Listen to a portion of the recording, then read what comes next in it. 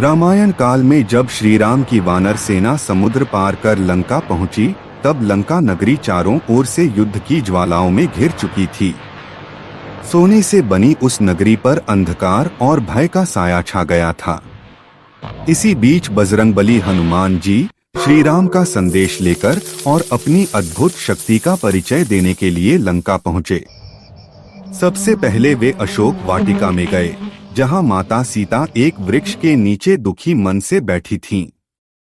हनुमान जी ने उन्हें श्री राम का संदेश दिया और विश्वास दिलाया कि बहुत जल्द राम उन्हें मुक्त करेंगे।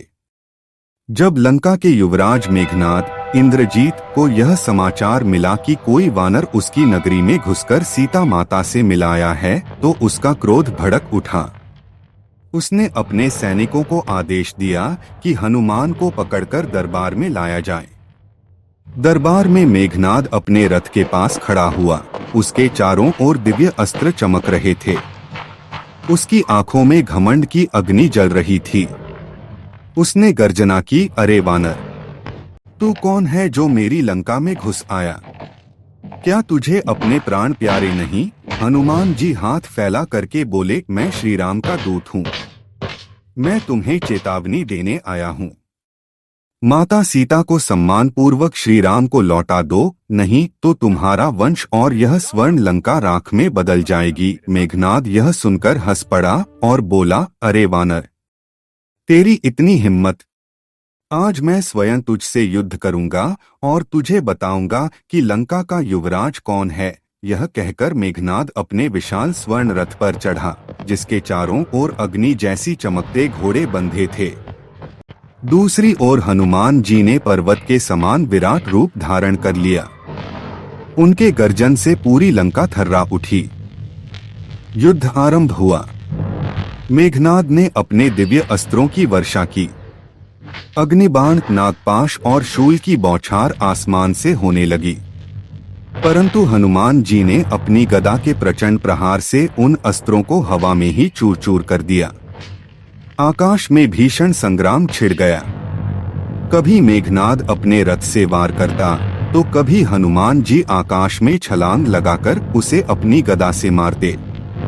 मेघनाद ने शक्ति अस्त्र चलाया, पर हनुमान जी ने उसे पकड़कर समुद्र में फेंक दिया। कुछ ही समय बाद हनुमान जी ने अपनी लंबी पूंछ से मेघनाद को जकड़ लिया और उसे आकाश से धरती पर पटक दिया। मेघनाद क्षण भर के लिए थर्रा उठा। पूरा दरबार भयभीत होकर कांपने लगा। हनुमान जी ने कहा, हे मेघनाद, दूत की शक्ति है। यह तो केवल श्री राम के दूत की शक्ति है। सोच, जब स्वयं श्री राम तेरे विरुद्ध धनुष उठाएंगे, तब तेरी क्या दशा होगी। पर मेघनाद का अहंकार टूटने के बजाय और भड़क उठा। उसने अपने सैनिकों को आदेश दिया, इस वानर की पूंछ में आग लगा दो। दानव सैनिकों ने हनुमान जी की पूंछ में कपड़े बांधकर उसे आग लगा दी। पर हनुमान जी मुस्कुराए और बोले, अब देख मेघनाद, तेरी स्वर्ण नगरी कैसे राख बनती है। फिर वे अपनी जलती हुई पूंछ लेकर आकाश में कूदे और लंका की गलियों, महलों और चौक चौराहों पर घूमे। उनकी अग्निमय पूंछ ने पल भर में पूरी लंका को अग्नि की ज्वालाओं में झोंक दिया। सोने की नगरी चीख पुकार और धुएं में डूब गई।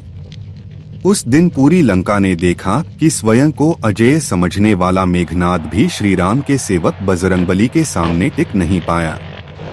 यह युद्ध उसके अहंकार को तोड़ने की चेतावनी था और आने वाले महायुद्ध का संकेत भी। ऐसी वीडियो देखने के लिए चैनल को लाइक और सब्सक्राइब करें।